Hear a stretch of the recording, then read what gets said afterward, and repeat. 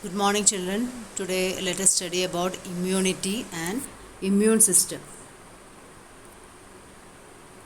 So, what is immune system? Immune system is the system that gives immunity to the body by recognizing, responding, and remembering foreign antigens.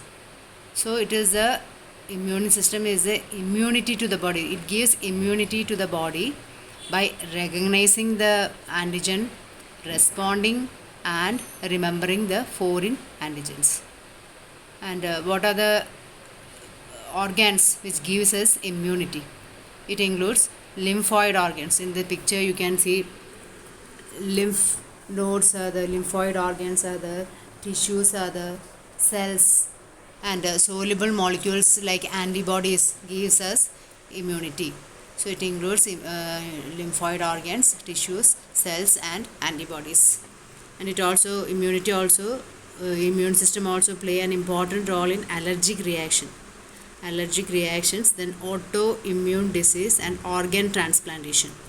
So these are the functions of immune system. It play important role in allergic reaction, autoimmune diseases, and organ transplantation. I will discuss about autoimmune disease later on.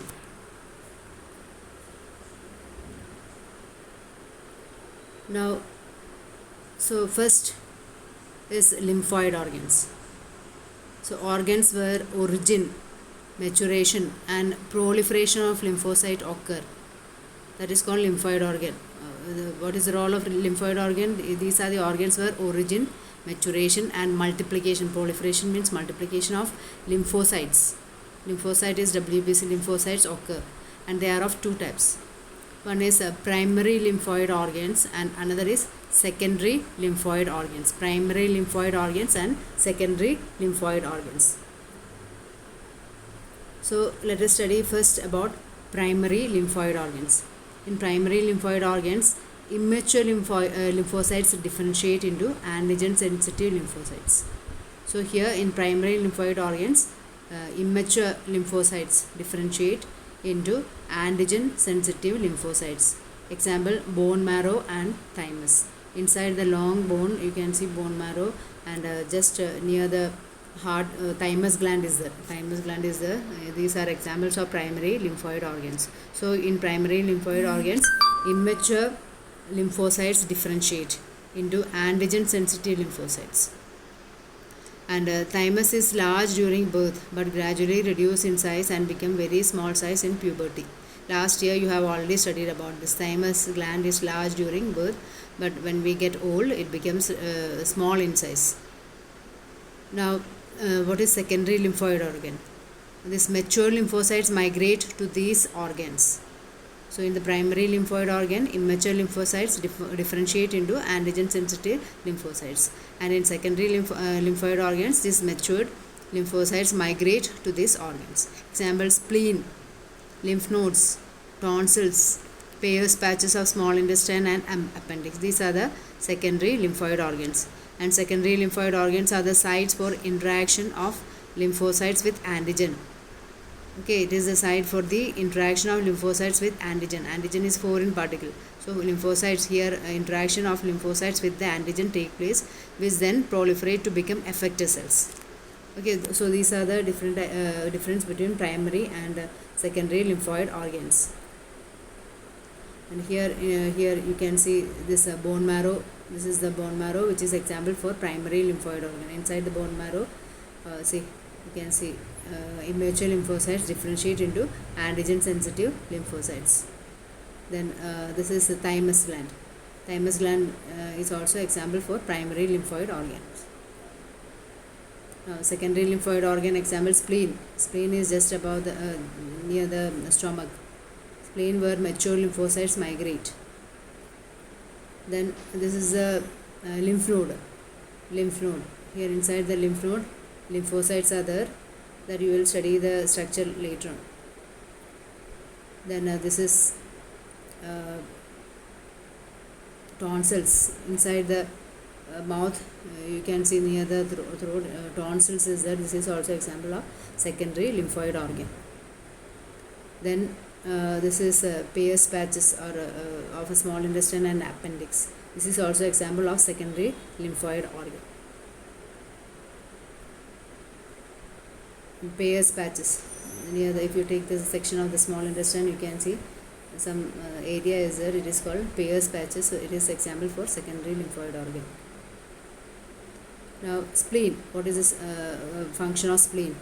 You have already seen.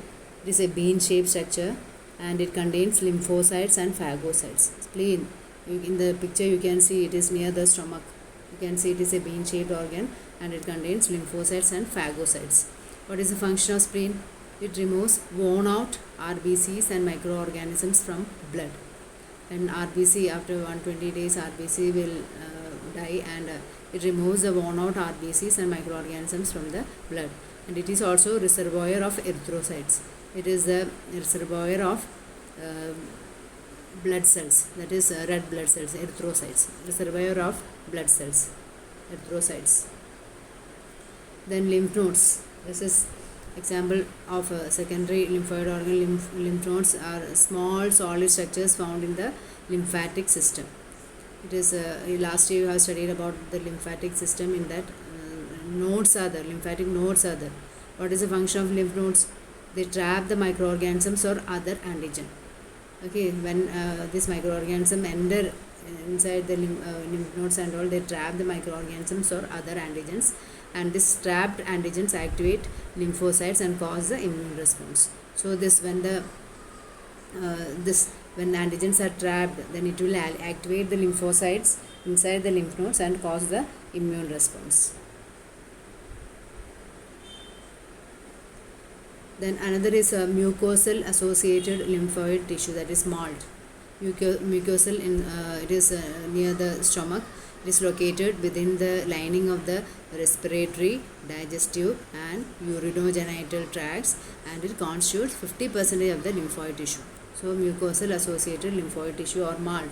It is located within the lining of the respiratory, digestive and urinogenital tracts, and 50% of it constitutes about 50% of the lymphoid tissue. Now about immunity. What is immunity? All of you have got immune system. Some will have more immunity and others will have less immunity. So what is immunity? The overall ability of the immune system to fight the disease causing organisms. Overall ability of the immune system to fight against the disease causing organism is called immunity. And there are two types of immunity. One is innate immunity and another is acquired immunity. Innate immunity is present at the time of the birth. When a child is born, it is already present at the child. Okay, immunity present at the time of birth is called innate immunity, and it is also known as non-specific type of immunity or non-specific type of defense. Another is acquired immunity. That is we have acquired that immunity developed during the lifetime. It is called acquired immunity. That is, if we suffer from any disease, then our body will become immune to that particular disease. That is acquired immunity. Immunity developed during the lifetime, and it is a pathogen specific immunity. If we have suffered from chicken pox in the childhood, second time we will not get that, because already that antibodies, that is memory cells, are present in our body which can recognize that particular pathogen. So it is acquired. This type of immunity is called acquired immunity. Now let us study about innate immunity in detail. So innate immunity is already present at the time of birth, and it provides different barriers to the entry of foreign agents into our body. If we observe our body, you can see there are physical barriers, physiological barriers, cellular barriers and cytokine barriers are there. So one by one we will study in detail. Physical barriers. What is physical barrier? It is a first line defense. Okay, skin. So skin covers the whole body. Skin covers the whole body, and if there is any cut or a wound in the skin, then what will happen? Microorganism will enter the skin. So skin prevents the entry of all the foreign particles or foreign bodies. Then another example of innate immunity is a mucus coating of the lining of the respiratory In the respiratory system also mucus lining is there. In gastrointestinal and urinogenital tract also mucus coating is there, and it that trap the microorganism. This mucus coating present in the respiratory, gastrointestinal and urinogenital tract trap the microbes. Okay, so here these are innate immunity. You can see in this, see, saliva, tears, skin, mucus linings, good gut bacteria, then stomach acid, low pH kills harmful. These are the examples of innate immunity. So first is physical barrier. Physical barrier example, skin, mucus coating. Then second is physiological barrier. Physiological barrier means it includes acid in the stomach. Acid secrete, the stomach secretes acids. So this acid in the stomach, saliva, then tear from the eyes, etc. Tear from the eyes has got lysozymes, etc. It will kill the microbes, and saliva also has got lysozyme which kills the microorganism. So these are examples of physiological barriers. It includes acid in the stomach, saliva, tear from the eyes, etc. Examples of physiological barriers. Then third is cellular barriers. Cellular barriers, example for cellular barrier is WBC. In last year you have already studied the two types of WBCs are the granulocytes and granulocytes. So phagocytes like WBC, that is neutrophils are polymorphonuclear leukocytes, PMNL. Then monocytes and natural killer lymphocytes and macrophages are example for cellular barriers. You can see phagocytes and their relatives here. You can see monocyte is there, macrophage is there, then neutrophil is there, eosinophil, basophil, mast cells are etc. Then polymorphonuclear leukocytes. These are example for cellular barriers. So you can see this WBC. WBC means blood cells which are nucleated are WBC. Then last is cytokine barriers. So cytokine barriers are in our body for that virus infected cells. The cells which are infected with virus secrete a protein called interferon. Okay, and that interferon will protect the non-infected cells from further viral infection. So if a virus attacks our cell, that particular cell will secrete a protein called interferon. That protein will protect the non-infected cells from further viral infection. That is called example for cytokine barriers. So innate immunity has got 4 barriers. One is physical barrier, physiological barrier, then cellular barrier and cytokine barrier. So today only this much. Tomorrow we shall proceed with acquired immunity.